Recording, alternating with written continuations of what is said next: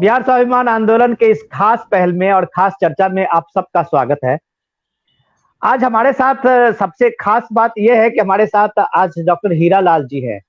IAS प्रशासनिक सेवा के बहुत सीनियर अधिकारी हैं यूपी के। और सबसे बड़ी बात यह है कि बुंदेलखंड जैसे जगह में हीरालाल जी ने काफी डिस्ट्रिक्ट में काम किया है, और जिस बुंदेलखंड में लोग पानी के एक एक बूंद पानी को तरसते थे, उस बुंदेलखंड में कैसे तब्दीली लाया है, इसलिए साक्षात उदाहरण हीरालाल जी हैं। हमारे साथ अत्यानंद जी भी जुड़ गए हैं। अत्यानंद जी का भी जो कंट्रीब्यूशन है ग्राम स्वराज में, यहाँ भारत सरकार में डायरेक्टर है food and consumer affairs ministry में, लेकिन मैंने उनको आज रिक्वेस्ट इसलिए किया था कि पिछले ग्राम स्वराज अभियान का जब एक सिलसिला शुरू हुआ एस्पिरेशनल डिस्ट्रिक्ट का, तो अत्या जी ने बिहार के उन पंचायतों में काम किया जो सबसे रिमोटेस्ट था, जो आप कह सकते हैं कि नक्सल इफेक्टेड डिस्ट्रिक्ट्स में आता था। वहां पे अत्या जी ने ग्राम स्वराज अभियान में एक नोडल ऑफिसर्स बन के सेंटर से यहाँ से गए हुए थे, और बिहार का उस एक्सपीरियंस को उन्होंने शेयर किया था, और हम लोगों ने उन्हीं से जाना था कि ग्राम स्वराज का अभियान और किस तरह से बिहार में चलता है। और हमारे साथ सुधांशु जी हैं। जब गांव के जिस दौर में लोग पढ़े लिखे युवा जो थे वो नौकरी चाकरी में के लिए दिल्ली आते थे या बड़े शहरों में कमाने के लिए जाते थे, अपनी रोजी रोजगार करते थे, सुधांशु जी दिल्ली में पढ़ाई करके अपना पूरा ये एजुकेशन लाइफ बता के और वो गांव लौटे, और ग्राम स्वराज अभियान को आप कहें तो एक तरह से वो एक मजबूत करने के पे ये कर रहे हैं। तो सुधांशु जी का भी ये जो एक्सपीरियंस है वो ग्राम स्वराज को ही लेके है। तो आज हमारा जो हम लोग पिछले एक महीने से सुधांशु जी, डॉक्टर साहब हीरालाल जी, अत्यानंद जी में हम लोग इस बिहार स्वाभिमान आंदोलन हमारा नॉन पॉलिटिकल हम लोगों का एक ये रहा है वो चर्चा का। उसमें हम लोग जो समाज के जिनका एक एक्सपीरियंस है अपने अपने क्षेत्र में काम करने के फील्ड में, हम लोगों ने उनसे परिचय कराया है अपने लोगों को, जो अपना एक्सपीरियंस शेयर करें। तो आज जो इस ग्राम स्वराज और ग्राम मॉडल विलेज को लेके जिन्होंने काम किया है गांव में, उसके सबसे जो एक्सपीरियंस्ड आदमी है आज हमारे साथ में है, तो मुझे ज्यादा बोलने की जरूरत नहीं है। मैं सीधे अपने व्यूअर्स को, अपने जो श्रोता बैठे हमारे साथ जुड़े हुए हैं अपने फेसबुक लाइव में, यूट्यूब लाइव में, मैं सीधे परिचय कर अपने डॉक्टर हीरालाल जी से, सुधांशु जी को और डॉक्टर अत्यानंद जी को इन सबके तरफ से स्वागत करता हूं कि आप लोग जुड़े। ये हम लोगों के तरफ, हम लोगों के लिए और हमारे जो दर्शक हैं उनके लिए सबसे बड़ी बात है खुशामदीद। मैं सीधे डॉक्टर हीरालाल जी के पास जाता हूं कि डॉक्टर साहब, मैंने बहुत करीब से देखा है उस बुंदेलखंड में, जिस बुंदेलखंड में एक एक बूंद पानी के लिए लोग तरसते थे। पूरे पिछले 25-30 साल से जो पलायन था बुंदेलखंड में, मुझे लगता है कि सिर्फ पानी के लिए ही पलायन हुआ होगा। इंडिया का ऐसा सिर्फ ये अकेला उत्तर प्रदेश का और मध्य प्रदेश का वो रीजन था जिसमें पानी के लिए इतने दिनों से लोगों की प्रतीक्षा करनी पड़ी थी, और लोग पलायन घर का घर छोड़ के भाग गए थे। उस बुंदेलखंड में पिछली बार जब आप बांदा में डीएम थे, और मैंने हम डीडी में भी जो हम लोग स्टोरी कर रहे थे जल शक्ति अपना इसमें मुहिम में, तो भी देख रहा था कि पूरे गांव में कैसे आपने वो क्रांति लाई और कैसे ये संभव हुआ कि जितने पुराने तालाब थे और जितने पुराने कुएं थे वो पानी से लबालब भर गया। क्या आप जादू किया क्या डॉक्टर साहब? नहीं, देखिए ऐसा है, जादू तो कुछ होता नहीं है। काम के बिना कुछ नहीं होता है और काम का कोई अल्टरनेटिव नहीं है। जो आप जानना चाह रहे हैं, देखिए हमारा एक मानना है कि पानी की जो समस्या है या पानी का जो जरूरत है, ये आम आदमी की जरूरत है। मैंने कम और कर दिया। ये आम आदमी की ही जरूरत नहीं है, जीव जंतु पेड़ पौधे को भी पानी चाहिए। तो हम्म, जब तक पूरा पेड़ पौधे जीव जंतु और आदमी मिल करके इस समस्या का समाधान नहीं ढूंढेंगे, तब तक हम्म, ये समस्या का समाधान नहीं हो सकता। तो मैं हमने जो काम किया बांदा में एज ए कलेक्टर, उसका मकसद यही था। मेरे पास जब लोग आते थे 50-50 किलोमीटर से कि साहब मेरे गांव में पानी नहीं है और ना पीने का है ना सिंचाई का है, तो मैं उनसे यही की बात कहता था कि आप मुझे ये बताइए कि पानी रहता कहाँ है, पानी का निवास स्थान कहाँ है, पानी का घर क्या है। तो लोग कहते थे साहब पानी कुआं में रहता है, तालाब में रहता है, नदी में रहता है। वही उसका निवास स्थान है और वही उसका घर है। तो ये निवास स्थान कहाँ पाए जाते हैं? कुआं, तालाब, नदी, पानी के निवास स्थान तो कहते हैं साहब हमारे गांव में ही है। तो जब पानी का जो निवास स्थान है जहाँ वो पाया जाता है वो आपके गांव में है, तो आप मेरे पास क्यों आए हो?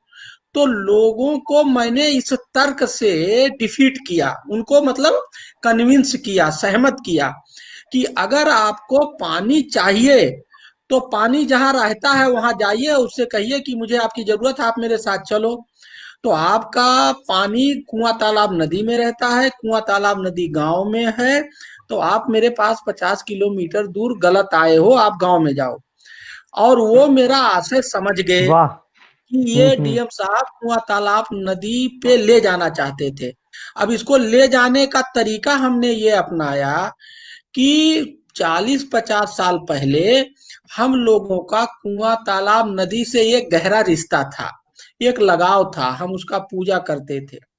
25-30 साल में ऐसा हुआ हम लोगों का उनसे रिश्ता टूट गया धीरे धीरे। और बहुत बढ़िया। पानी, वाटर टेब मतलब ये जो बोतल वाला पानी है उससे और पैकेज वाटर से संबंध बन गया। तो हम्म। हमने क्या किया कि ये जो बॉटल से हमारी रिश्तेदारी हो गई थी पानी के लिए, हमने उसको यहाँ से तोड़ा और कुआं तालाब नदी से जो पुराना हमारा रिश्ता था उसको जोड़ा। बहुत इसके बढ़िया। लिए मैं बार बार नदी, कुआं, तालाब के पास लोगों को ले जाता था। कभी कुआं पूजन करता था, कभी सांस्कृतिक कार्यक्रम, सब हम करते थे कुआं तालाब नदी के किनारे, जिससे कि जो दिखता है वो बिकता है, लोगों के मन में वो पुराना प्यार, अपनत्व कुआं तालाब नदी के प्रति जाग जाए। और इसमें बहुत मुझे बढ़िया। 1.5 साल लगे और हमने इसको जगाया। जैसे हमारे पास 3 नदी थी, बागे नदी, और एक जो है वहां पे बागे थी, यमुना था, और एक जो है नाम स्लिप कर रहा है, वो तीनों नदी वहां की लाइफ लाइन थी। तो हम लोग वहां आरती करते थे। केन, सॉरी, हाँ वो याद आ गया, केन नदी। तो केन नदी पे हमने क्या किया, वीकली जो है आरती शुरू कराया। तो आरती करने का मकसद कोई धार्मिक कुछ और कुछ नहीं था। वहां लोग जाएंगे, जल और नदी के बारे में जानेंगे, उनका मोहब्बत पैदा हो जाएगा। और ये बहुत बढ़िया। टाइम तो लगा, लेकिन 1.5 साल में 1 मीटर 35 सेंटीमीटर वाटर टेबल ऊपर आया। और बरसाती पानी को हम लोगों ने विभिन्न तौर तरीके से धरती में ले जाकर के बचाए, तालाबों में संरक्षित किया, और उससे क्रॉप प्रोडक्टिविटी 18.5% बढ़ा। बहुत बढ़िया। डॉक्टर साहब, मैं 1 मिनट रुकना चाहूंगा।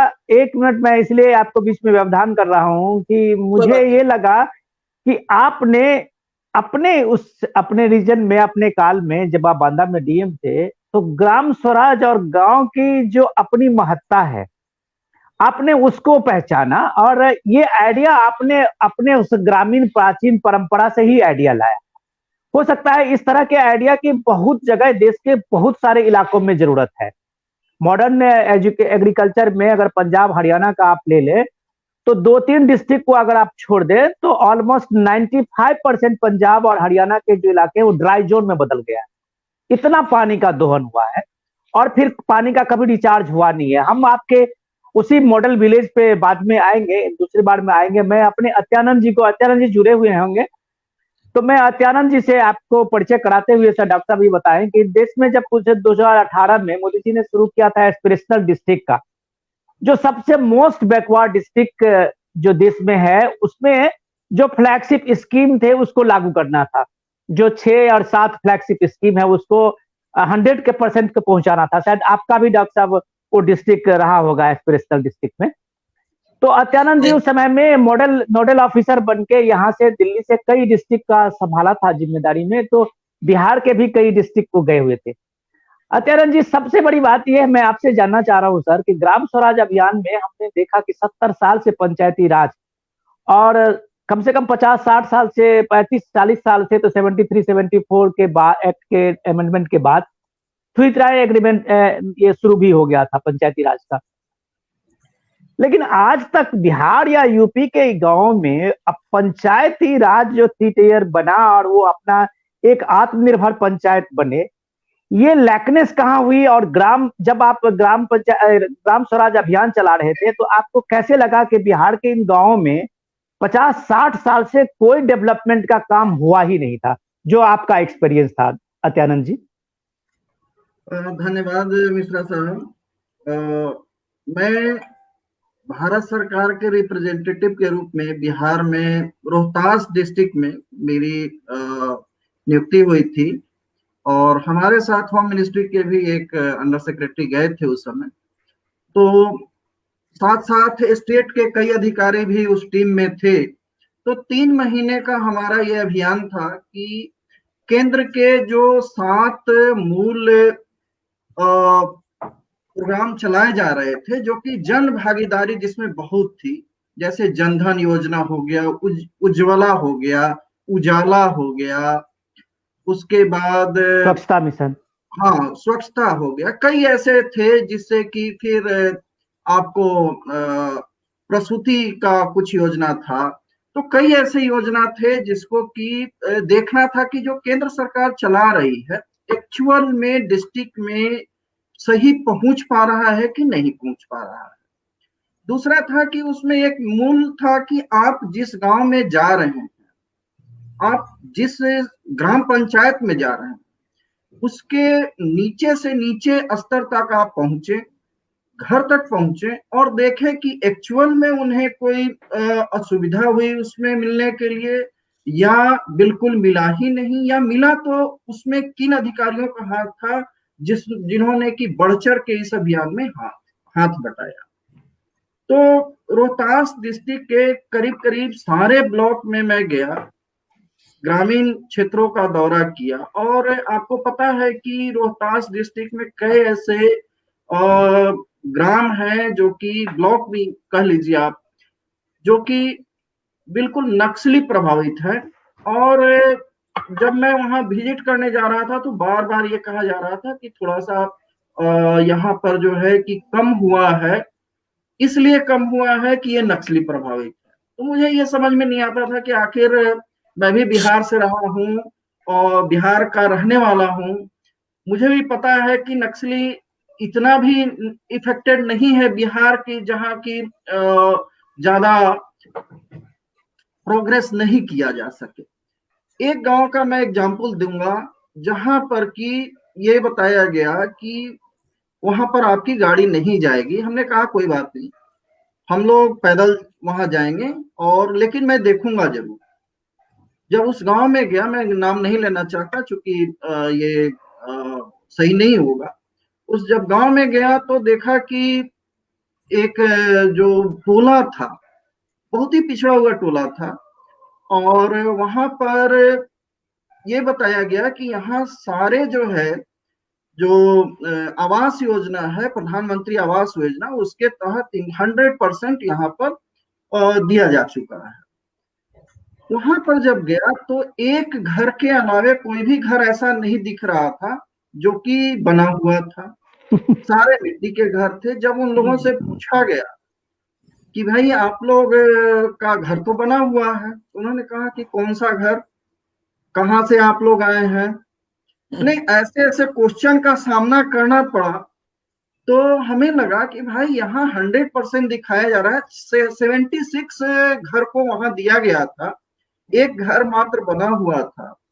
तो ग्राम के जो बार बार रोक रहे थे मुखिया जी, हमने पूछा कि भाई मुखिया जी आप बताइए, आप तो इस गांव के मुखिया हैं, सामने दिख रहा है, बीडीओ साहब खड़े हैं, तो ये बन कैसे गया? तो कि नहीं नहीं, ये पिछले वाले में बन गया था, इसलिए नए वाले में इन लोगों को नहीं दिया गया। कि अच्छी बात है भाई, ये भी अच्छी बात है, तो पिछला वाला कहाँ गया?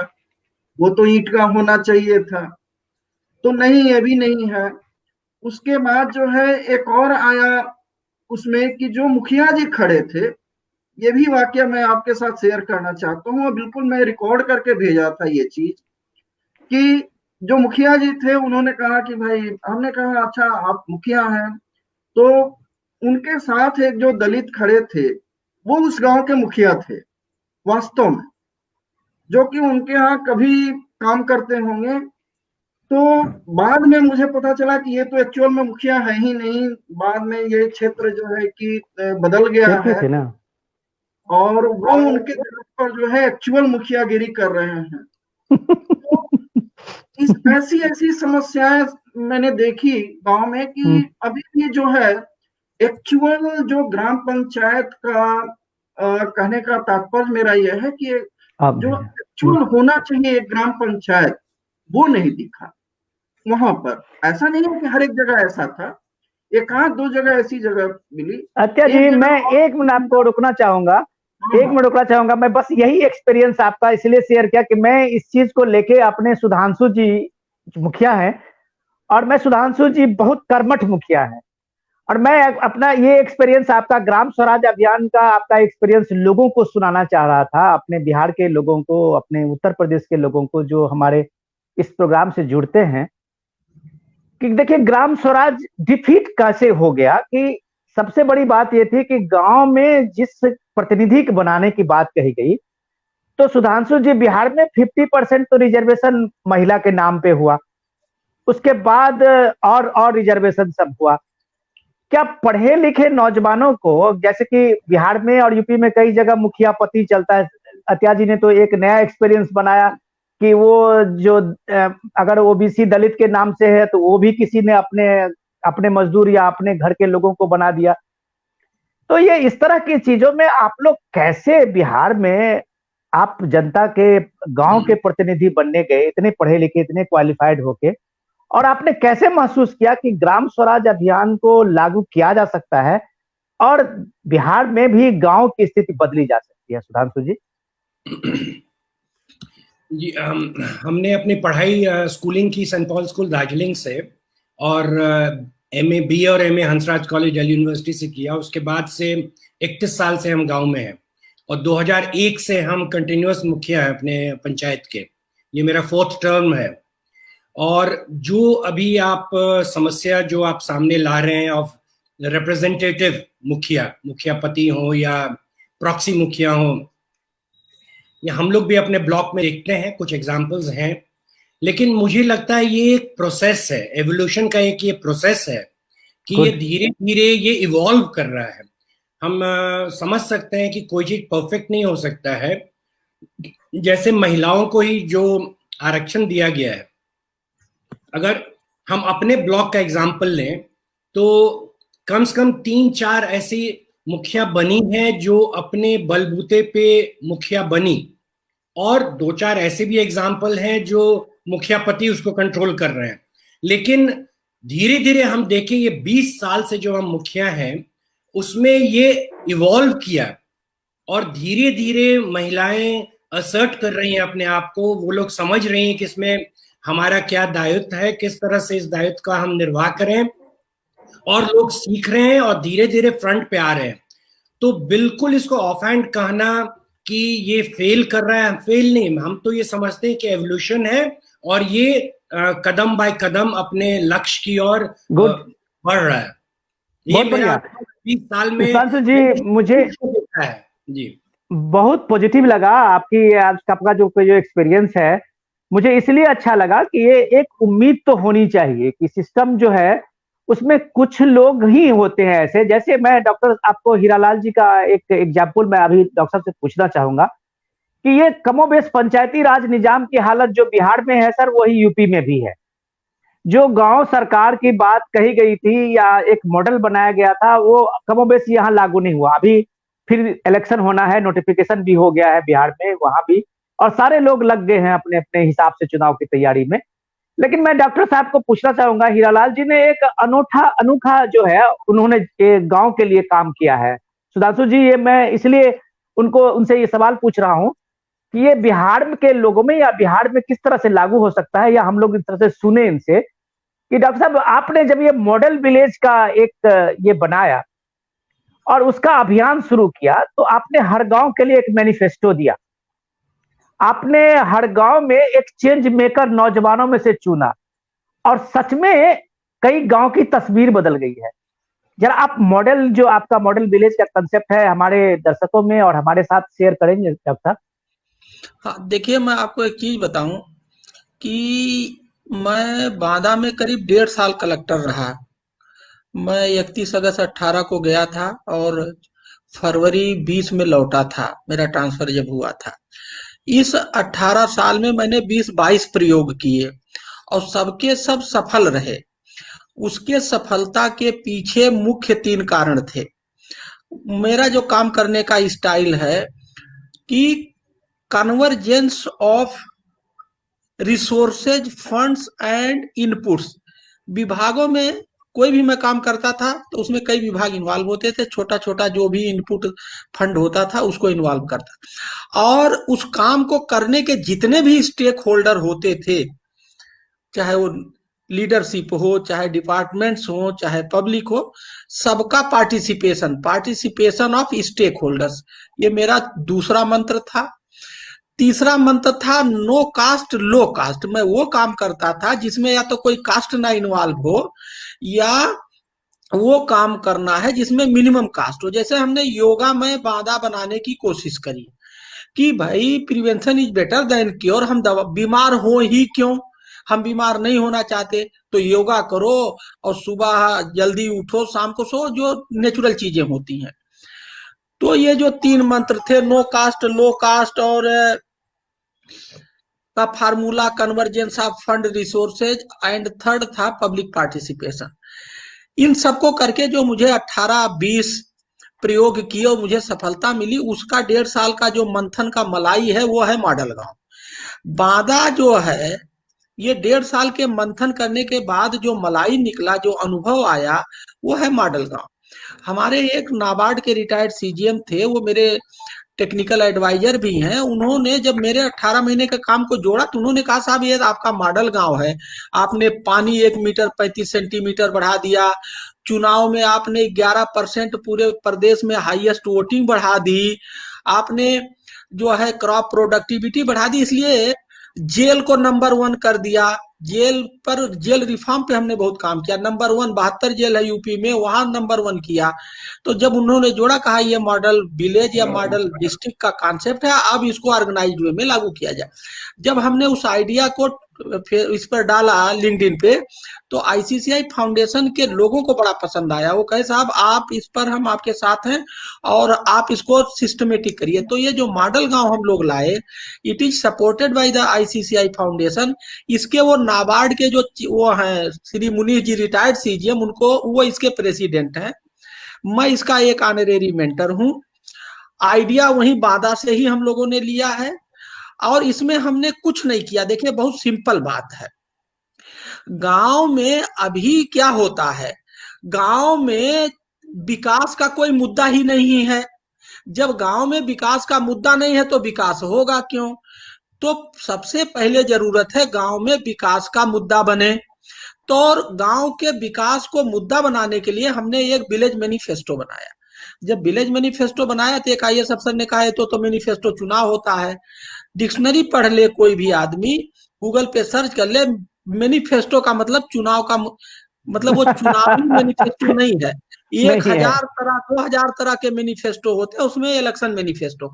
तो जो हमने वो विलेज मैनिफेस्टो बनाया है, उसमें गांव के विकास के 25 मुद्दे हैं और उसमें यही है, कोई भी आदमी 2000 छपवा ले, अपना फोटो लगवा ले और उसको जैसे बांट करके लोगों को समझाए, और पूरे गांव में पढ़ाई कैसे हो, दवाई कैसे हो, कमाई कैसे हो, गांव दिवस स्थापना कैसे हो, मार्केटिंग कैसे हो, टेक्नोलॉजी कैसे हो, ये सारे 25 मुद्दे हैं।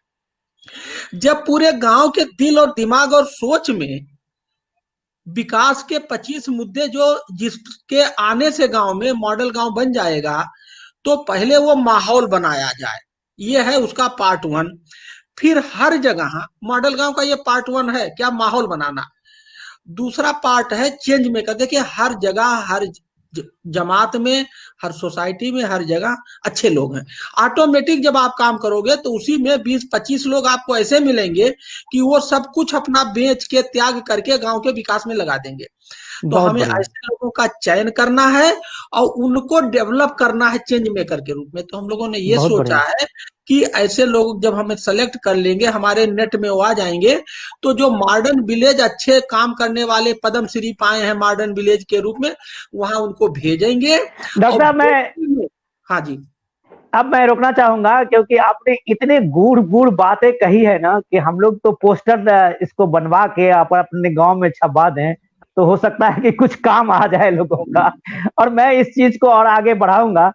मैं एक बार जुड़े सवाल अत्यानंद जी से ले लेता हूं, क्योंकि इन्होंने जो ग्राम स्वराज पे काम किया और उसका जो अनुभव बताया है, और अत्यानंद जी अभी जो डॉक्टर हीरालाल जी बता रहे थे, तो क्या ये मॉडल जब आपने देखा कि हमारे हर पंचायतों का, सुधांशु जी सुन रहे हैं कि अपना एक ग्राम सभा है, लेकिन मैं, आप बुरा ना माने कि ग्राम सभा में चीजें तय होनी थी विकास के मॉडल की, सारी चीजों की, लेकिन हुआ दरअसल ये कि ग्राम सभा के बदले में अब मुखिया और सरपंच जो भी होते हों उनको सिर्फ डिस्ट्रिक्ट एडमिनिस्ट्रेशन से या ब्लॉक एडमिनिस्ट्रेशन से सिर्फ आदेश जाता है काम करने का, बाकी चीजें होती नहीं है।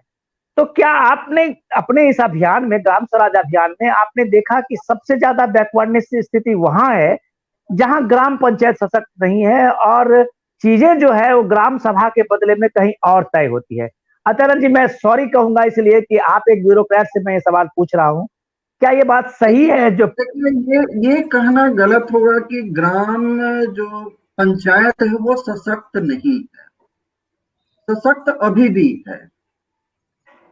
इसमें जरूरत है कि उनका कैसे एक मोड़ दिया जाए। अगर ये अवेयरनेस उनके जैसे लोग चुन के आते हैं, उनको अपने अधिकारों के बारे में पता ही नहीं। अच्छा, तो सबसे पहला है कि अगर अवेयरनेस उनके बीच फैलाया जाए तो इसमें जो है कि आप देखें कि 4 गुना वृद्धि होगी। जैसे आप देखते होंगे कि जब नए एमपी चुन के आते हैं तो उनको जो है, जो वरिष्ठ एमपी होते हैं प्लस जो लोकसभा राज्यसभा के वरिष्ठ अधिकारी होते हैं, उनको 5 दिवसीय सेमिनार चलाते हैं कि आप क्वेश्चन कैसे डालेंगे, आप जो है स्टार क्वेश्चन को कैसे रखेंगे, अनस्टार क्वेश्चन को कैसे रखेंगे, है ना, शून्यकाल क्या होता है, ये सारे चीज उनको बताया जाता है। पहली बार हमने कभी नहीं देखा कि ग्राम पंचायत के इवन मुखिया और सरपंच मेंबर को तो छोड़ दीजिए, संख्या ज्यादा हो जाएगा, किसी भी राज्य की आप बात कर ले, बिहार छोड़ दें, किसी भी राज्य की, केरल इतना एडवांस है, आप ये नहीं सोचे होंगे, देखे होंगे इवन कि इनको बुला करके 5 दिन की ट्रेनिंग दी जाए कि आपका ये अधिकार है, ये कर्तव्य है और आपको ये फंड मिलने वाले हैं। उनको नहीं पता होता है। कहां से पता चलता है उनको पता चलता है, एक मुखिया जो तेज तर्रार है वो एक फंड लेके आ गया, तो उनके गांव में जो लोग होते हैं कहते हैं फलाना गांव में नाली बन रहा है, हमारे गांव में क्यों नहीं बनेगा, हमारे गांव में सड़क नहीं बना है, उस गांव में पक्की सड़क बन गया। तो हमारी जो ग्राम पंचायत है वो सीमित रह गई है नली गली, और थोड़ा सा और बढ़ जाए तो सोलर लालटेन लगाना, इससे ज्यादा आगे तक नहीं बढ़ पाया। बहुत बढ़िया। उससे भी आगे बढ़े तो अब एक पैक्स का चला गया है ना, कि मुखिया और पैक्स दोनों मिल करके खरीद जो है उसमें चले गए हैं। तो यहाँ तक ही हम देखते हैं कि सीमित है। लॉ एंड ऑर्डर की जहां तक बात है तो वो उनके जिम्मे है नहीं। तो सारी चीजों को अगर देखा जाए तो मुझे जो लगता है कि लैक ऑफ अवेयरनेस जो है इनके बीच है कि हमारा क्या कार्य, बहुत बढ़िया, हमारा क्या अधिकार है। दूसरा जो डॉक्टर साहब ने कहा, हीरालाल जी ने, कि एक मैनिफेस्टो बनाया जाए, तो जो मैं कह रहा हूँ कि इन्होंने बहुत सारी इनकी मैनिफेस्टो मैंने देखी है और उसमें करीब 20-22 लिस्टेड किया हुआ है। उसमें से मुझे लगता है कि अगर 4-5 भी मुद्दे पर काम किया जाए तो निश्चित रूप से ग्राम का विकास होगा। बहुत बढ़िया। और अत्या जी, मैं एक मिनट रोकना चाहूंगा, मैं सुधांशु जी से ले लेता हूं, क्योंकि हम लोग तो बात जो कर रहे हैं आपका एक्सपीरियंस है, हीरालाल जी ने खुद उसको आइडिया इंप्लीमेंट किया है, लेकिन सुधांशु जी जिस बिहार में काम कर रहे हैं और जो आपने ट्रेनिंग की बात की है, सुधांशु जी, आपने तो कहा कि एक इवोल्यूशन का टाइम है और हम लोग सीखते सीखते सीखेंगे। 20 साल आपके भी हुए हैं मुखिया में। क्या ऐसी दिक्कत आपको नहीं लगी कि जितने मुखिया हैं उनको सच में एक ट्रेनिंग की जो जरूरत है वो तो आज तक नहीं मिला है, लेकिन शायद उनके अयोग्यता के कारण जो अफसरशाही है, जो इलेक्टेड मुखिया है या इलेक्टेड जो पंचायत प्रतिनिधि है, उन पे जो सिलेक्टेड लोग हैं, चाहे वो पंचायत सचिव हो, चाहे वो मनरेगा के पीओ डीओ जो भी होते हों, ये सारे लोग इसलिए हावी हैं कि फॉर्मेलिटीज ज्यादा है। अब पैसा है पंचायतों में, सरकारी पैसा आ रहा है, उसकी बहुत फॉर्मेलिटीज है, 20-20, 25 पेज का ये भरना होता है। तो क्या इसके कारण जो खाता बही है, इसके कारण मुखिया का ये कमी है या फिर ऐसा करप्शन के कारण होता है? आपका क्या एक्सपीरियंस है साहब? जहां तक मैं 3 इसको मुद्दे में बांट रहा हूं, अवेयरनेस, रिसोर्स और अवेयरनेस पर मैं थोड़ा डिसएग्री करूंगा यहाँ अत्यानंद जी से।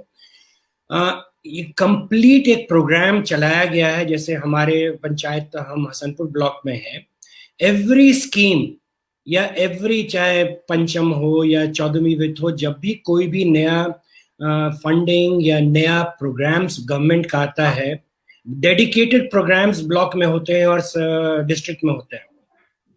फंड को यूज करना, कैसे पॉलिसी, जो नए प्रोग्राम्स आए हैं उसके क्या नियम कानून है, उसका बुकलेट, उसका पैम्फलेट, ये नियम से मिल रहा है।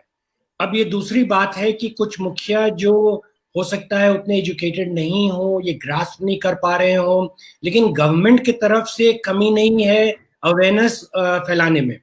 और मैं इसका गवाह हूं क्योंकि मैं ये मीटिंग्स अटेंड करता हूं। ठीक है, हमारे लिए बहुत इजी है, हम वेबसाइट पे चले जाएंगे, किसी भी मनरेगा को हो किसी पर, वहां से डाउनलोड कर लेंगे, पीडीएफ फाइल्स डाउनलोड कर लेंगे। और एक नया एफर्ट जो हम देख रहे हैं अपने डिस्ट्रिक्ट में, राइट फ्रॉम पंचायती राज विभाग से व्हाट्सएप ग्रुप बनाया गया ब्लॉक वाइज, और जो भी चिट्ठी, जो भी मार्गदर्शिका, जो भी नए पॉलिसीज या प्लान्स आते हैं वो डायरेक्ट मुखिया के व्हाट्सएप पे चला जाता है।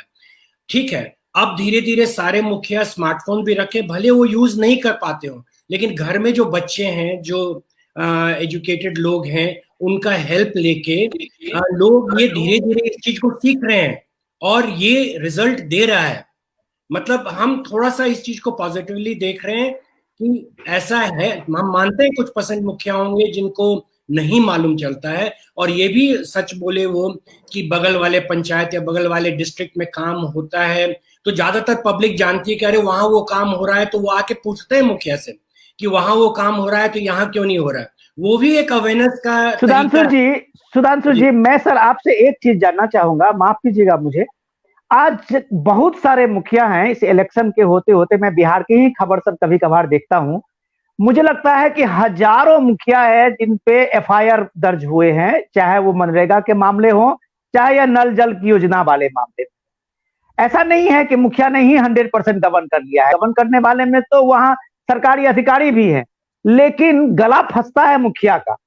तो इसमें जो सारी चीजें हो रही है उसमें जो सिलेक्टेड लोग हैं, जो बराबर के अधिकारी हैं, उसमें ग्राम सभा क्या आपकी इतनी इफेक्टिव है बिहार में, जो आप अपने गांव के लिए निर्णय लेते हैं? जैसा कि डॉक्टर हीरालाल जी बता रहे थे कि आपके गांव का कोई मैनिफेस्टो है जो आप अपने गांव के यूथ को एक चेंज मेकर बना सके, जो आप अपने गांव के 10 लोगों को रोजगार दे सके, ऐसा है क्या? मैं सिर्फ जानने के लिए बता रहा हूँ। ये ग्राम सभा कितना इफेक्टिव होगा पंचायत में, वो डिपेंड करता है एक्चुअली कितना मुखिया चाहता है कि उसके पंचायत का डेवलपमेंट हो। यस, जैसे हमारे पंचायत में ग्राम सभा का माइकिंग करना, अनाउंस करना, लोगों को इनकरेज करना, बुलाना, या वार्ड सभा करना, या लोगों के घर जाना, उनको अवेयर कराना स्कीम के बारे में, एक्चुअली स्पीकिंग ये बहुत मुखिया और गवर्नमेंट का दायित्व है कि कैसे ये अवेयरनेस बढ़ाएं लोगों में, सो दैट लोग क्वेश्चन करें और डिमांड करें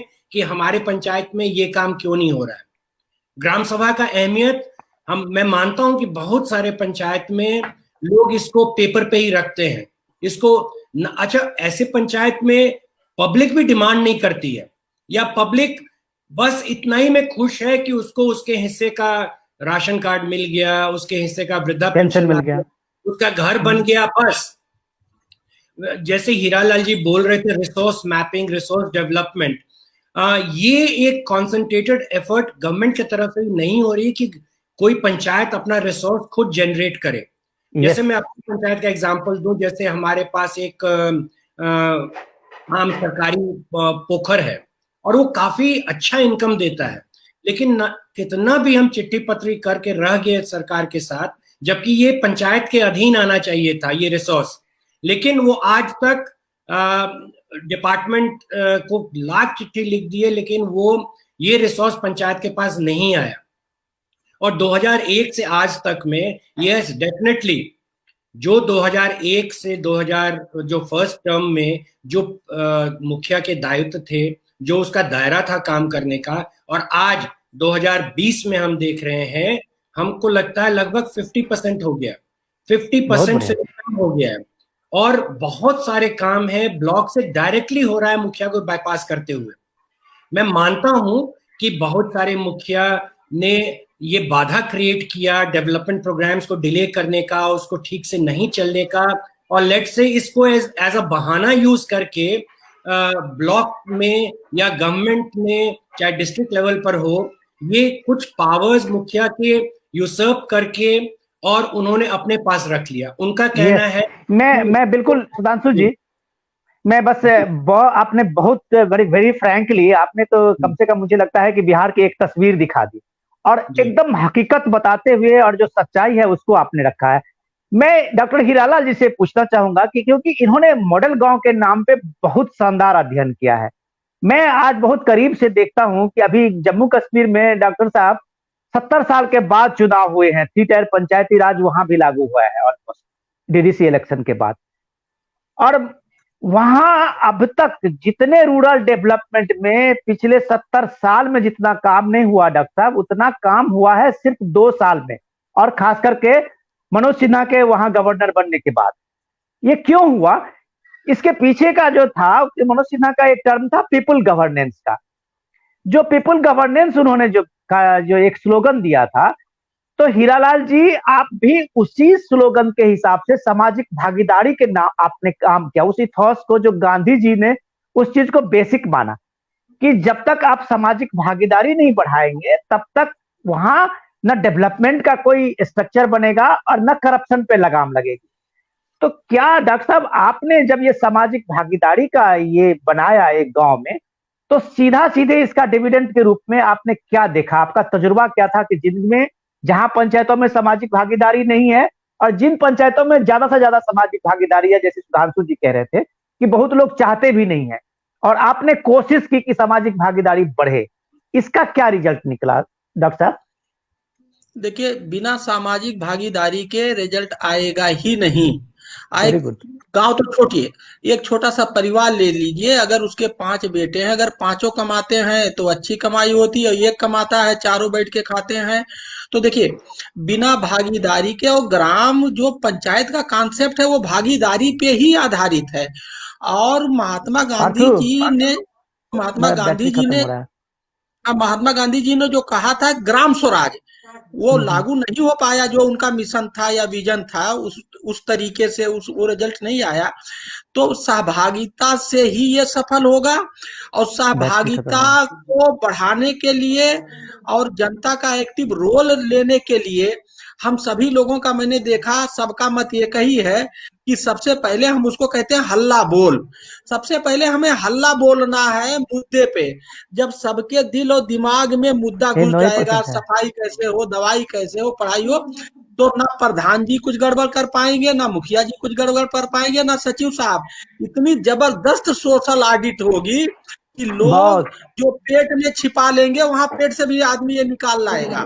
तो सबसे बड़ी जरूरत है हल्ला बोल की, कि हल्ला बोला जाए कि आपके गांव का ये मुद्दा है, ये विकास के 25 पॉइंट है, उसकी जानकारी दिया जाए। ऑटोमेटिक उसी से एक्टिव पार्टिसिपेशन बढ़ेगा, और ये जो करप्शन है वो डाउन होगा। पूरा गांव किसी विकास के मुद्दे पर एकमत होगा, टांग खिंचाई नहीं होगी, और मॉडल गांव बनेगा। बड़ा सिंपल है ये। अब ये गवर्नेंस का इश्यू है, इसको कैसे किया जाए। और this is a matter of transparency. ये बात सही है, चाहे वो सिगरेटी जी हो, चाहे मुखिया जी हो, चाहे गांव के कुछ और लोग हैं, अच्छे भी लोग हैं, बुरे भी लोग हैं। बहुत सारे प्रधान लोगों ने मॉडल गांव बनाए। हमने 25 प्रधान को रालेगांव सिद्धि अन्ना हजारे जी के यहाँ भेजा, वहीं हिबड़े बाजार में दूसरा गांव वहां भेजा। जब वो प्रधान देख के आए तो वो 20 के 20 अपना मॉडल गांव बनाने में लग गए। तो ये सब अनुभव है। अगर हम लोगों को इस दिशा में प्रेरित करेंगे और ठेलेंगे और दौड़ाएंगे तो गांव का विकास होगा। और ये टेस्टेड एंड ट्राइड क्या गया? फार्मूला है। बहुत बढ़िया। मैं तो इसको ये इसमें देख रहा हूँ हीरालाल जी कि सबसे कमाल की चीजें तो मेरा ये लग रहा है कि ये सामाजिक भागीदारी की बात गांधी जी ने आजादी से पहले कही थी कि अगर भारत को सशक्त बनाना है तो उसके गांव को सशक्त बनाना होगा, और गांव सशक्त तब होगा जब गांव की सामाजिक भागीदारी बढ़ेगी। और हमारे यहाँ की तो परंपरा रही है सामाजिक भागीदारी की। अत्या जी, मैं ये जानना चाहूंगा कि सामाजिक भागीदारी आत्मनिर्भर भारत के लिए भी और गांव के आत्मनिर्भर गांव होने के लिए एक बहुत बड़ा पॉइंट है। तो ऐसा क्यों हुआ कि जब ग्राम सभा को इतने पावर दिए गए, ग्राम सभा को लेके जो 73 अमेंडमेंट एक्ट है जिसको आप अच्छी तरह से जानते हैं, 73-74 एक्ट है, वो ग्राम सभा एक तरह से ऑटोनोमस बॉडी है। फिर ऐसा क्यों हुआ कि राज्य सरकारें या कोई भी सरकारें ग्राम सभा के इस ऑटोनॉमी को डाइजेस्ट नहीं कर पाती है? इसके ये एक्सपीरियंस आपका कैसा था? विनोद जी, ऐसा नहीं है कि ये जो आपका वर्डिंग है ये बिल्कुल सही नहीं है कि ये डाइजेस्ट नहीं कर पाती। बिल्कुल, राज्य सरकार हो या केंद्र सरकार, आप देखें कि धीरे धीरे ऑटोनॉमी की ओर बढ़ता गया है। अगर आप फंडिंग दे रहे हैं डायरेक्ट मुखिया के अकाउंट में, तो पहले डीएम साहब के पास जाता था, फिर एसडीओ, फिर ट्रेजरी में। अगर वो डायरेक्ट एक मुखिया के अकाउंट में जा रहा है तो ये ऑटोनॉमी का एक जो है बढ़ता हुआ सबूत है कि आप खुद खर्च करो, खुद तय करो कि आपकी प्रायोरिटी किस पर है। दूसरा कि जैसे आपने पहले बोला कि 1000 पर करप्शन के चार्जेज हैं, और हीरालाल जी ने बोला कि हल्ला बोल है ना। तो इसमें क्या है कि हल्ला बोल क्यों होता है? इसलिए कि गांव के लोग अब इतने अवेयर हो चुके हैं कि उनको एक एक चीज पता है कि अगर गांव की स्कूल बन रही है तो उसमें कितना का खर्चा आने वाला है, या कितने का टेंडर पास हुआ है। 5 सीमेंट जो लगेगा वो 5 में 1 लगेगा या 10 में 1 लगेगा, वो भी उनको पता है। तो ये जो सोशल ऑडिटिंग है बहुत ही कामयाब है, और इसी के कारण ये करप्शन करने वाले जो मुखिया हो, सरपंच हो, वो पकड़े जाते हैं। कोई विदेश से नहीं जाता उनके यहाँ ये चार्जेस लगाने कि भाई इस स्कूल में जो है दूसरे गांव को क्या मतलब है। उसी गांव के लोग, उसी पंचायत के लोग, इवन जो पंचायत के सदस्य होते हैं, वही कहते हैं कि नहीं इसमें करप्शन हुआ है। तो ये सोशल अवेयरनेस के साथ साथ पॉलिटिकल जो अवेयरनेस है गांव की, वो भी जागृत हुई है। तो आप ये नहीं कहेंगे कि इनको जो है बिल्कुल स्वायत्तता नहीं मिली है। स्वायत्तता जो है धीरे धीरे बढ़ती जा रही है। मैं एक चीज और, मैं अत्या जी आपकी बात मैं मानता हूं कि अवेयरनेस तो बढ़ी है, लोगों को पता है। लेकिन मैं आपको एक बिहार का एग्जाम्पल देता हूं, और मैं सुधांशु जी से ये सवाल को लेता हूं कि आज बिहार में हालत ये है कि आपको मैक्सिमम गांव में जो यूथ मिलेंगे जिसको आप अवेयर कहते हैं, वो आप जान लीजिए कि वो कहीं ना कहीं उस व्यवस्था से जुड़ के अपने लिए एक दलाली का काम ही करते हैं, मिडिलमैन का काम करते हैं। चाहे वह पेंशन का स्कीम हो या आवास योजना हो या जो भी स्कीम हो, अगर आप पूछें 4 नौजवानों को कि क्या करते हो तो आप उसको मैक्सिमम आपका जवाब आएगा ब्लॉक जोतते हैं। लेकिन सबसे बड़ी बात यह है कि सुधांशु जी बेहतर बताएंगे, जो ऑटोनॉमी की आप बात कही थी, और मैं आपके बात से इत्तेफाक करता हूं कि ये मिली है, लेकिन ये भी है कि राज्य सरकारों को ये ऑटोनॉमी डाइजेस्ट नहीं हो रही है। मैं इसलिए कह रहा हूं कि सुधांशु जी से इस चीज को हम लोग बेहतर जान सकते हैं कि सुधांशु जी के पास अगर फंड है तो इनका चेक पे साइन होने के साथ साथ इनका पंचायत सचिव का भी साइन होगा। एक सिलेक्टेड लोग भी हैं जो उस चीज में चेक, जिसको कहा गया था कि ये चेक बैलेंस है, वो चेक बैलेंस नहीं है, वो सीधे सीधे इंटरफेरेंस है।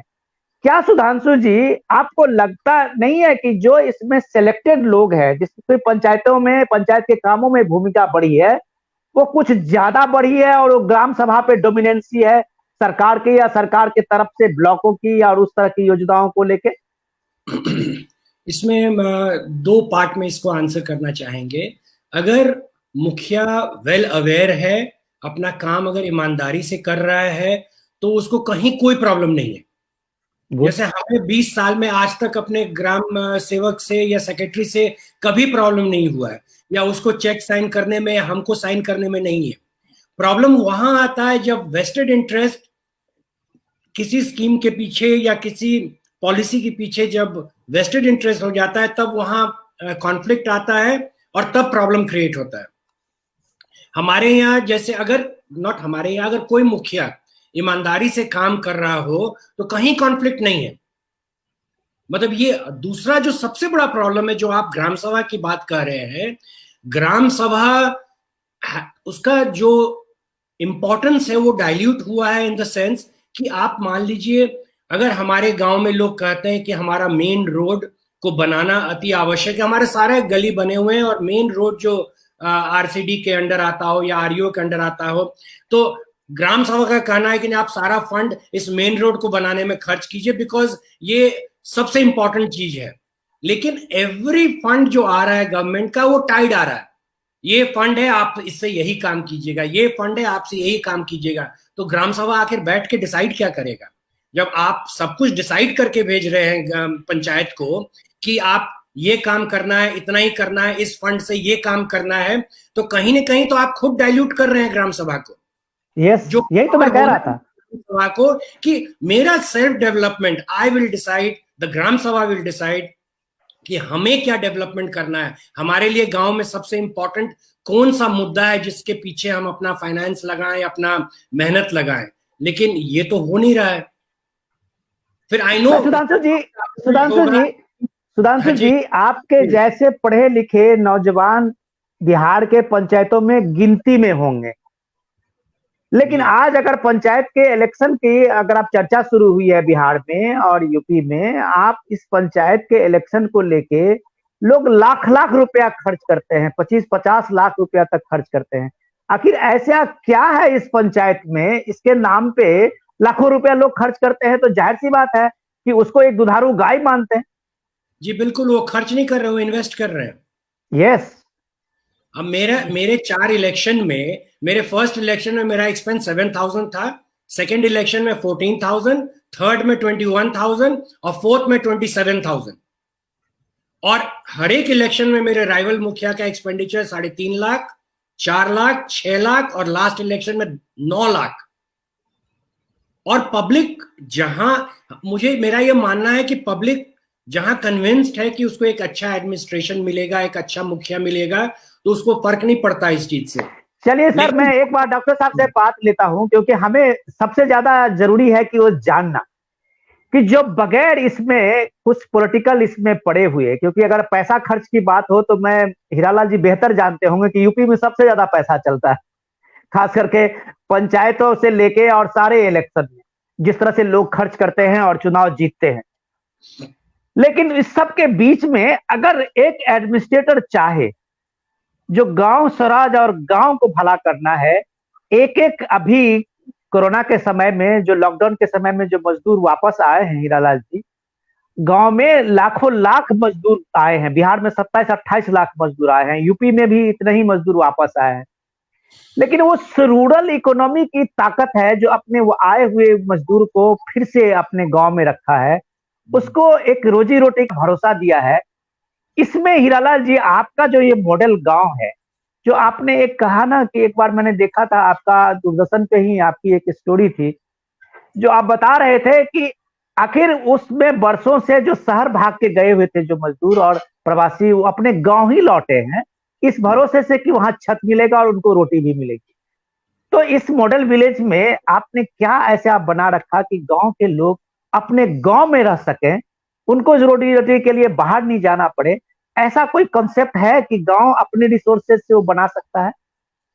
बिल्कुल, देखिए ऐसा है कि ये जो फंड की व्यवस्था है, हमारा तो ये मानना है व्यक्तिगत तौर पे, और ये मैं अनुभव के आधार पे कह रहा हूँ कि जो ये मॉडल गांव का हमारा तीसरा पार्ट था, चेंज मेकर के बाद वाला, ये पीसी फार्मर प्रोड्यूसर कंपनी, आज टाटा, बिरला, अडानी और रिलायंस आदि का नाम है तो क्यों है? क्योंकि उनके पास कंपनी है। सरकार ने एक बहुत अच्छा स्टेप लिया कि गांव स्तर पर या दो पर या न्याय पंचायत स्तर पे उनका अपना एफपीसी होना चाहिए, फार्मर प्रोड्यूसर कंपनी होना चाहिए। और वो फार्मर प्रोड्यूसर कंपनी कौन बनाएगा? गांव के लोग बनाएंगे। उन्होंने उसमें एक कंडीशन लगा दिया कि कम से कम 300 सदस्य हों, तब उसके लाभ मिलेंगे। उसमें करीब 15 लाख रुपए, काफी कुछ सरकार असिस्ट कर रही है कि जिससे कि ये पीसी कामयाब हो जाए। तो अगर हमारा ये सपना और हमारा ये कार्यक्रम सफल हो जाए तो इसका क्या मतलब है कि हर गांव में एक कंपनी होगा और हर गांव एक टाटा बिरला की तरह बिहेव करेगा। और बहुत एफपीसी बढ़िया। कुछ नहीं है, एफपीसी ये है कि एफपीसी एक मशीन है। अगर उसमें आप, एफपीसी क्या करेगी? गांव के एग्री को एग्री बिजनेस में कन्वर्ट कर देगी। जो गांव वालों का एग्री माइंड सेट है, देखो एग्री माने कृषि, खेती घाटे का सौदा है, इसको नष्ट करना है। डिसरप्टिव जो कॉन्सेप्ट है, जब कोई घर बर्बाद हो जाता, बुढ़ा हो जाता, खंडार हो जाता, तो हम उसको बर्बाद करते हैं, तोड़ते हैं और फिर एक नया घर बनाते हैं। तो खेती का जो कॉन्सेप्ट है, जो घाटे का सौदा है, जिससे लोग गांव से शहर की तरफ गए, अगर हम गांव के खेती को एफपीसी से एग्री बिजनेस में कन्वर्ट कर दें, लोगों के दिमाग को एग्री सोच से एग्री बिजनेस सोच में कन्वर्ट कर दें, बहुत बढ़िया। तो हमारा सब कुछ हल हो जाएगा, सबको रोजगार मिल जाएगा। ये पीसी में एक तरफ गरीब गांव वाला गरीब घुसेगा, दूसरी तरफ धनी निकलेगा, एक तरफ से लाचार घुसेगा, दूसरी तरफ से सशक्त घुसेगा। तो जो हमारा कॉन्सेप्ट है वो बहुत सिंपल है। हाँ, इसको मैं आता हूँ। एक मिनट में समअप ऐसे करूंगा कि जो मेरा कॉन्सेप्ट है वो वादा क्या होगा। हमने इसको, ये पीसी समझ लीजिए, गांव में एक 25 करोड़ की चमचमाती, आपने पीसी बना लिया, 25 करोड़ की चमचमाती गाड़ी आ गई, अगर उसे 3 महीना खड़ा कर दो बर्बाद हो जाएगी, खत्म हो जाएगा, रस्ट हो जाएगा। तो जो चेंज मेकर है, उस गाड़ी का ड्राइवर है, क्लीनर है और मिस्त्री है। और वो क्लीनर मिस्त्री गाड़ी को कैसे चलाएगा, कैसे ठीक करेगा, वो पार्ट 1 है village manifesto. How to drive, how to maintain the vehicle अगर वो खराब हो गई। तो हमारे यहाँ क्या होगा, लोग कहते हैं एफपीसी बना लो। अरे भैया, एफपीसी तो बना लोगे, अगर वो ड्राइवर नहीं होगा तो चलेगा। और मान लो ड्राइवर हो भी गया, उसको चलाना ठीक नहीं आता, ले जाकर घर से निकालते ही लड़ा देगा।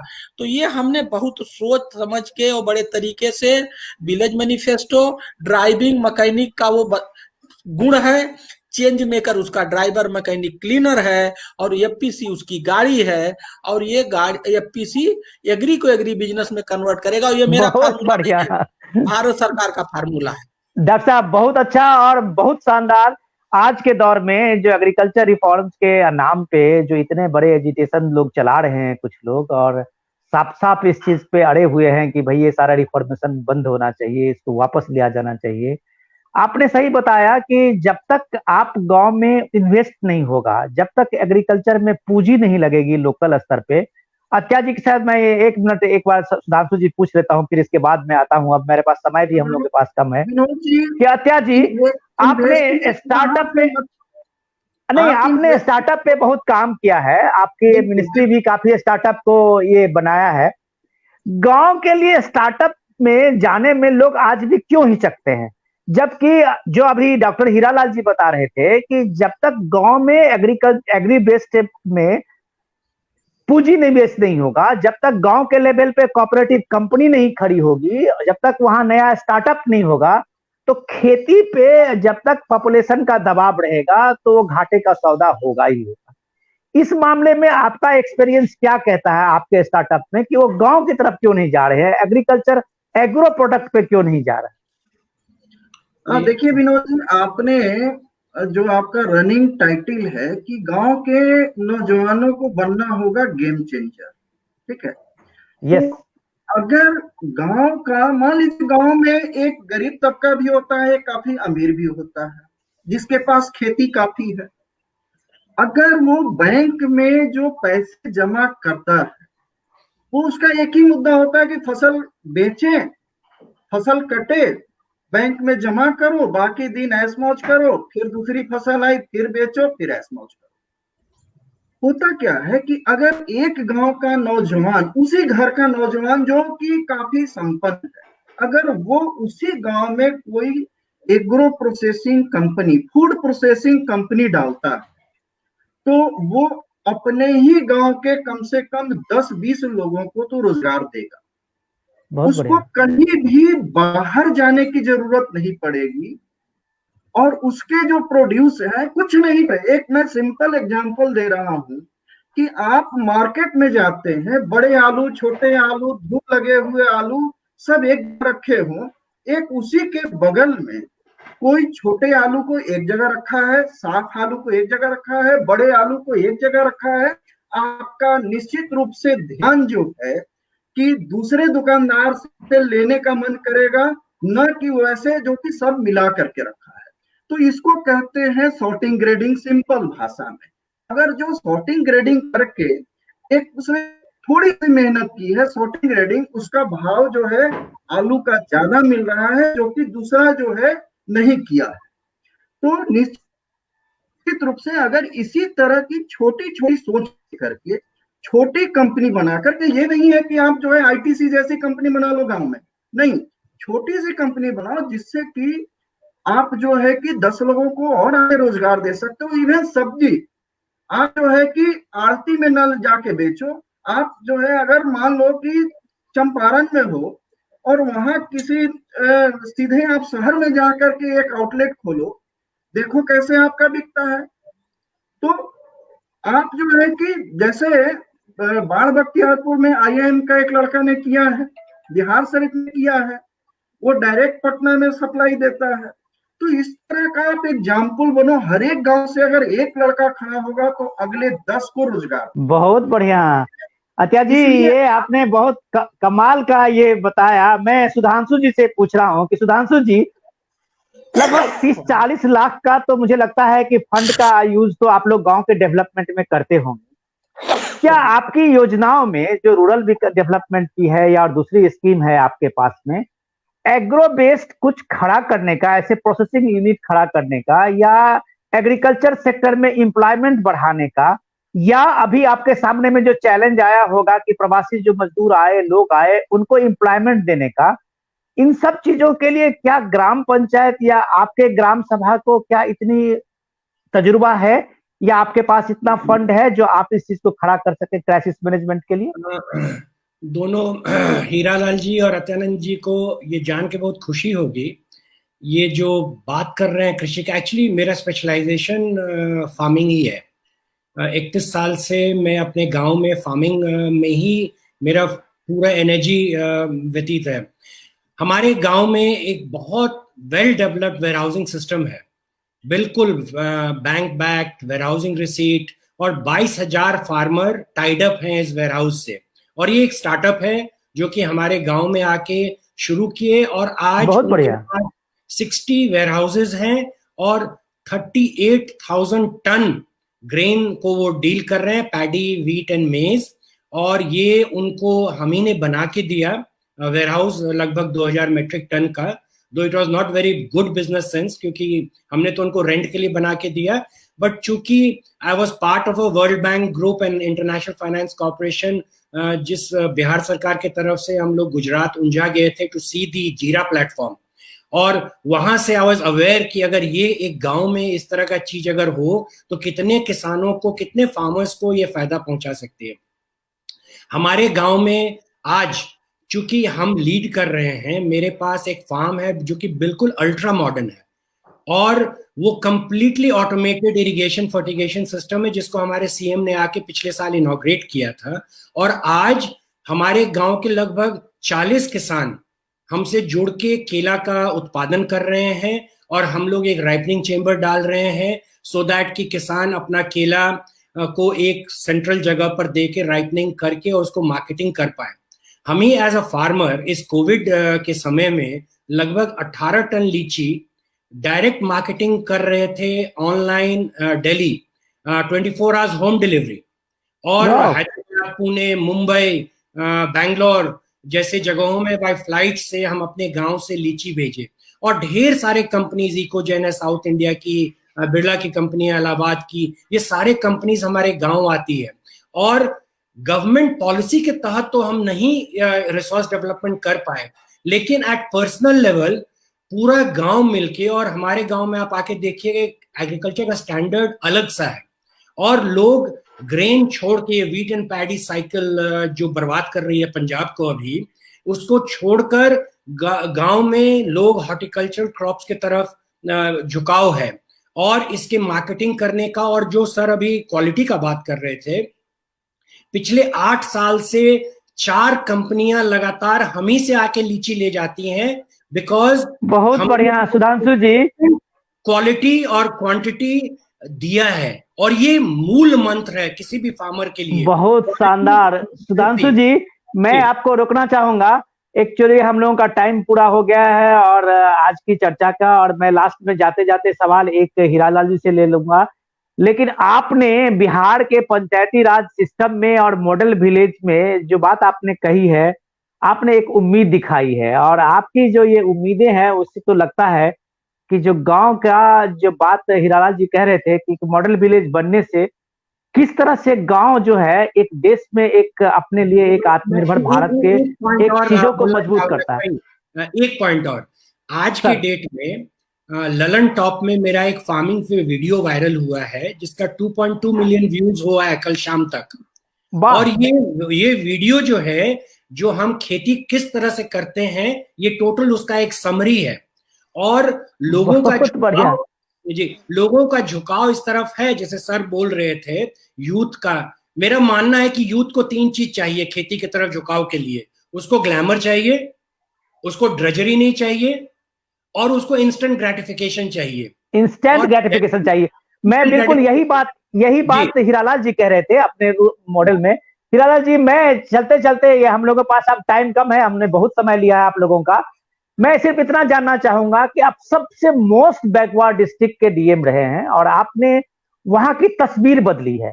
आज फिर ग्राम पंचायत का इलेक्शन होने वाला है और लोग अपने तरीके से कोशिश कर रहे हैं एक मॉडल विलेज के नाम में पंचायत को सशक्त बनाने में। और सुधांशु जी का जो आपने एक्सपीरियंस देखा है, वो अपने लेवल पे पंचायत को इस तरह से आगे बढ़ाए हैं और मॉडल विलेज बनाया है।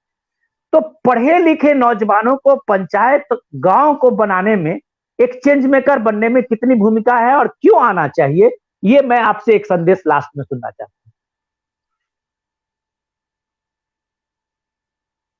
आवाज म्यूट है उनका, माइक म्यूट है। जी, आपकी आवाज म्यूट हो गई है। हाँ, मैं आपको बता दूं, लगातार मेरे पर्सनल लिंक्डइन, फेसबुक और मीडिया पे जब मैं डालता हूं तो उसमें पढ़े लिखे लोग ज्यादा रिस्पांस कर रहे हैं, क्योंकि जो पढ़ा लिखा तबका था वो गांव पहुंच गया है और उसने ये पूरा कोरोना में जो झेलन झेला है, वो चाहता है गांव में ही हम कुछ करना चाहें। वो दिशाहीन है। और जब ये मेरा वो फार्मूला पा रहा है मुद्दा, और वो पढ़ा लिखा उसके समझ में बहुत तुरंत आ रहा है, तो मैं आपको बताऊं, मेरे पास लगातार इंजीनियर, डॉक्टर की, मैं अपने गांव को, मैं बॉम्बे में हूं, मैं अपने गांव को आपके इस मॉडल से जोड़ना चाहता हूं। लिंक्डइन की एक मैडम बड़ी हाई पोस्ट पे है, वो मुझसे रोज फोन से बात करती हैं कि मैं रिटायर होने के बाद 1 साल बचा, मैं ये मॉडल गांव बनाना चाहता हूं। ये कोरोना ने लोगों को ये बता दिया है कि तुम्हारा रास्ता गांव में ही है, तुम्हारी शरण गांव ही है, और आप उनको एक डायरेक्शन की जरूरत थी। हमारा ये कॉन्सेप्ट बड़े simple, village manifesto, change maker, हम कोई हाई फाई 5 किलो 10 किलो का कोई प्रोजेक्ट नहीं बना रहे हैं, बहुत सिंपल गंवई भाषा में हमारा काम है, और ये एक दिशा सेट करता है विकास का, बस। और ये लोगों को पसंद आ रहा, तो ये कामयाब इसलिए होगा। बहुत बढ़िया आत्या जी, हम लोगों के पास टाइम कम है और ये लगभग हम लोगों ने 1 घंटा चर्चा की है और हमने बहुत ज्यादा समय आप लोगों का लिया इस आश्वासन से कि हम आधे घंटे 1 घंटे में अपनी चर्चा आज खत्म कर लेंगे। सुधांशु जी बहुत शानदार अनुभव अपना बताया, अत्या जी आपने कमाल का अपना अनुभव बताया, और हीरालाल जी जो मॉडल विलेज का सपना दिखाया। मुझे लगता है कि बिहार के इन गांव में, बिहार के सशक्त गांव को, बिहार के ग्राम पंचायतों में युवाओं की भूमिका बढ़नी चाहिए। जो पलायन हमारा सबसे बड़ा एक ये बना है और अभिशाप, और जिसको आज तक सरकारें आती रही हैं, जाती रही हैं, उसको रोक नहीं पाए हैं। मुझे लगता है इन सारे एक्सपीरियंस आदमी से चर्चा करके कि अगर ग्राम पंचायत, पंचायती राज व्यवस्था को अगर मजबूत किया जाए और युवाओं की भूमिका, पढ़े लिखे लोगों की भूमिका नीतीश जी बढ़ाएं या योगी जी बढ़ाएं, तो गांव मजबूत होगा, रोजगार के अवसर होंगे, गांव सबल होगा, तो गांव से पलायन रुकेगा।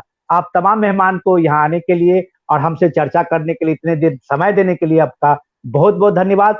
हम इस चर्चा को आगे भी जारी रखेंगे क्योंकि ये अभी का सबसे माकूल चर्चा है जिसमें कुछ गांव को आप कुछ बता सकते हैं, नौजवानों को बता सकते हैं कि गांव में अभी भी रोशनी है। आप लौट के तो आइए। धन्यवाद आप सबका।